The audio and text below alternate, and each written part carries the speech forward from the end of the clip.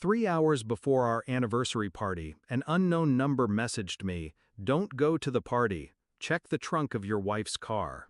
I thought it was a prank, a sick one, but the key fob was still warm when I picked it up from the counter. The driveway smelled like rain. The garage light buzzed overhead. My hand hovered above the trunk button, my chest calm, but my stomach burning.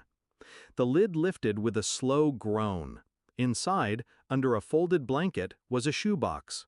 I pulled it out, set it on the floor, opened it with a surgeon's hands. Letters, dozens of them, his handwriting. The same man who had been at our wedding, the one she swore was just a friend. Words that didn't belong to her, words that weren't mine. I didn't feel anger, not yet. I only felt a silence so deep it pressed against my ribs. The trunk clicked shut. I stood in the garage with the shoebox at my feet, and I knew, without a shred of doubt, everything I had built was already over. At first, I convinced myself it meant nothing. Old letters, before me. But the dates said otherwise, some as recent as last month. Her voice drifted from upstairs, light, rehearsed, humming while she dressed for the party.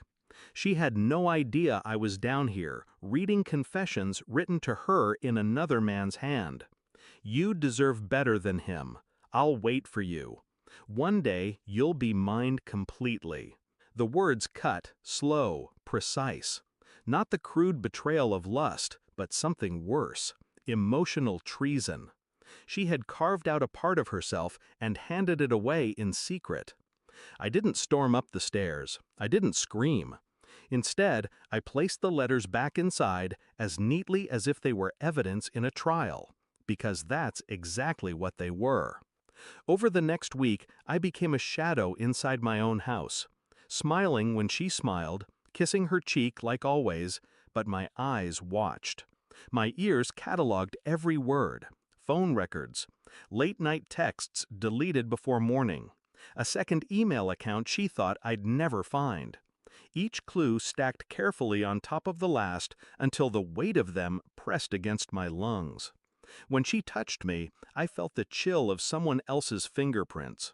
When she laughed, I heard the echo of a joke told in another man's voice.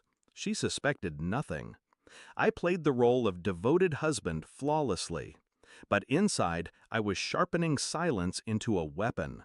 I sent a DNA kit off in secret, not because I doubted my children, they are mine, but because I needed certainty, proof stronger than suspicion, truth that could not be twisted into excuses.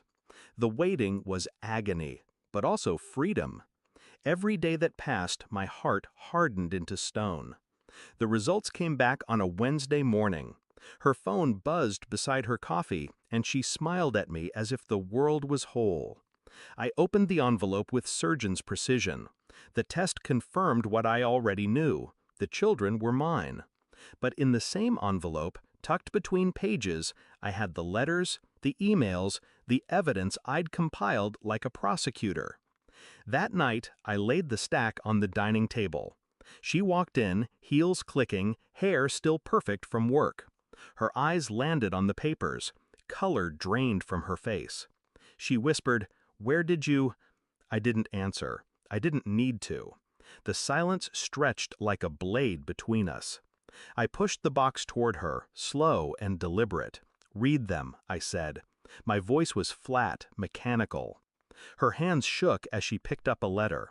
Her lips moved, eyes flicking over the words she had once read in secret, words she had kept alive behind my back. Tears welled. She reached across the table. I leaned back, folding my hands, detached. She started, but I cut her off with the faintest smile. "I know. You never meant for me to find out." She broke then. The sobbing, the stammering, the desperate apologies. I didn't raise my voice. I didn't touch her. The cruelty was in my composure, her unraveling against my stillness. I walked away that night, not with rage, not with violence, with silence, the only weapon sharp enough to cut her completely. The house behind me collapsed into sobs and broken apologies, but I didn't turn back. For the first time in years, I felt weightless. Not healed, not happy, but free. Some betrayals don't deserve fury. They deserve exposure. And once the truth is dragged into the light, it rots on its own.